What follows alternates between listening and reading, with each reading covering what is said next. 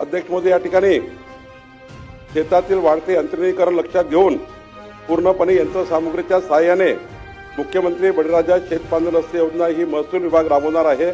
राज्यातील शेतकऱ्यांना शेतातील पीक पेरणी, आंतरमशागत, कापणी तसेच शेतमाल बाजारपेठेत पोहोचवण्यासाठी बारमाही मजबूत रस्ते उपलब्ध करणे हे मुख्यमंत्री बळीराजा शेतपांढर रस्त्याचे उद्दिष्ट आहे। या योजनेअंतर्गत गाव नकाशावर दर्शवलेल्या रस्त्यावरील अतिक्रमणे त्वरित हटवण्यात येणार आहे। रस्त्याच्या मजबूतीकरणासाठी लागणाऱ्या गाळ, माती, मुरुम, दगड याकरता कोणतेही स्वामित्व धन आम्ही घेणार नाही। रॉयल्टी माफ केलेली आहे। शेतपांढर रस्त्यासाठी लागणारी तातडीची मोजणी आणि पोलीस बंदोबस्त हा माफ करण्यात आलेला आहे। पोलीस बंदोबस्त मोफत आणि मोजणी सुद्धा मोफत या ठिकाणी करण्यात येणार आहे। या योजनेसाठी स्वतंत्र लेखाशीर्ष महसूल खातं उघडणार आहे। मला विश्वास आहे की राज्याच्या या मुख्यमंत्री बळीराजा पांढर रस्ते योजनेच्या माध्यमातून पुढच्या 4 वर्षामध्ये महाराष्ट्र सरकार शेतकऱ्यांना मजबूत रस्ते देण्याचं उद्दिष्ट हे पूर्ण करणार आहे आणि म्हणून या ठिकाणी मी योजना या ठिकाणी आज आपल्या सभागृहासमोर लागू झालं।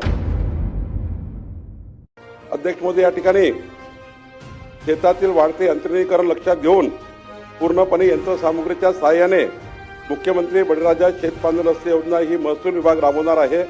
राज्यातील शेतकऱ्यांना शेतातील पीक पेरणी, आंतरमशागत, कापणी तसेच शेतमाल बाजारपेठेत पोहोचवण्यासाठी बारमाही मजबूत रस्ते उपलब्ध करणे हे मुख्यमंत्री बळीराजा शेतपांढर रस्त्याचे उद्दिष्ट आहे। या योजनेअंतर्गत गाव नकाशावर दर्शवलेल्या रस्त्यावरील अतिक्रमणे त्वरित हटवण्यात येणार आहे। रस्त्याच्या मजबूतीकरणासाठी लागणाऱ्या गाळ, माती, मुरुम, दगड याकरता कोणतेही स्वामित्व धन आम्ही घेणार नाही। रॉयल्टी माफ केलेली आहे। शेतपांढर रस्त्यासाठी लागणारी तातडीची मोजणी आणि पोलीस बंदोबस्त हा माफ करण्यात आलेला आहे। पोलीस बंदोबस्त मोफत आणि मोजणी सुद्धा मोफत या ठिकाणी करण्यात येणार आहे।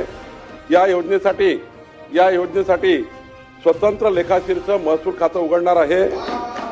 मला विश्वास आहे की राज्याच्या या मुख्यमंत्री बळीराजा पांढर रस्ते योजनेच्या माध्यमातून पुढच्या 4 वर्षामध्ये महाराष्ट्र सरकार शेतकऱ्यांना मजबूत रस्ते देण्याचं उद्दिष्ट हे पूर्ण करणार आहे आणि म्हणून या ठिकाणी मी योजना या ठिकाणी आज आपल्या सभागृहासमोर लागू झालं।